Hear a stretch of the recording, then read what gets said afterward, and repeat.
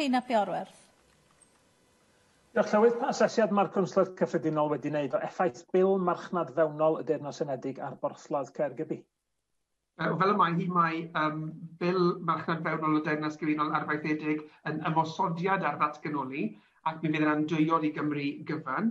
Mae elfennau yn y mesur sy'n creu risg penodol i'n porthladdoedd yn cynnwys Caergybi a gwneud gorau'r gallwn ni i sicrhau nad yw hynny'n digwydd.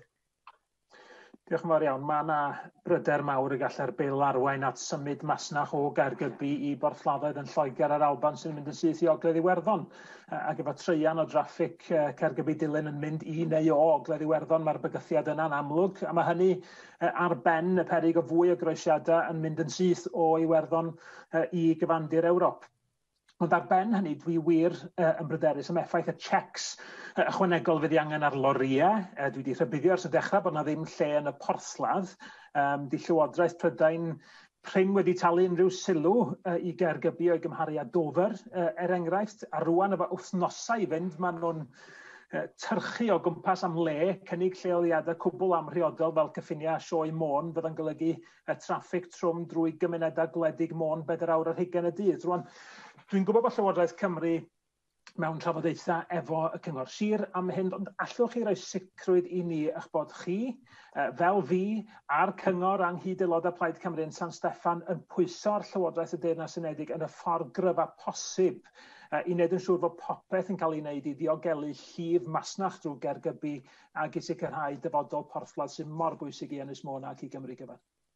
Wel, mae'r aelod yn llygad i le yn codi'r testyn yma yn y ffordd mae yn ei godi fe, yn gytuno ei ddadansoddiadau. Mae risg sylweddol ynglyn â hyn.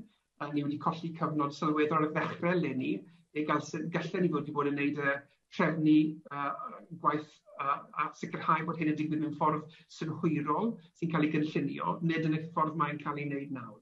O ran cyfathrebu gyda Llywodraeth y Deyrnas Gyfunol ar hyn, roeddwn ni mewn cyfarfod ddoe yn gwneud pwyntiau yn union fel mae'r aelod wedi argymell nawr i sicrhau bod gwaith yn mynd rhagddi ar frys i edrych ar leoliad addas, i sicrhau bod hynny'n digwydd mewn partneriaeth gyda ni fel Llywodraeth a gyda'r Llywodraeth leol a gyda'r cwmnïau gyda llaw sy'n defnyddio'r porthladd a'r porthladd ei hunan.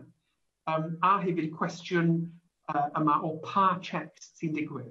Wedi ysgrifennu ar y Llywodraeth yn San Steffan i gael sicrwydd bod yr un math o checs yn digwydd yn Lloegr ar yr Alban, lle bod ni'n cael sefyllfa, lle bod incentif i lorïau fynd trwy ar hyd llwybrau gwahanol, a yn gwybod bod hwn ar flaen meddwl yr aelod hefyd. Felly ni yn pwyso ar hyn, ni hefyd dal yn aros am wybodaeth wrth y Llywodraeth yn San Steffan ac effaith trafnidiaeth yn gofal oedi yn y porthladd, y tu allan i'r porthladd, sydd yn hollol greiddiol y trefniadau ni'n gwneud ar lawr gwlad yno.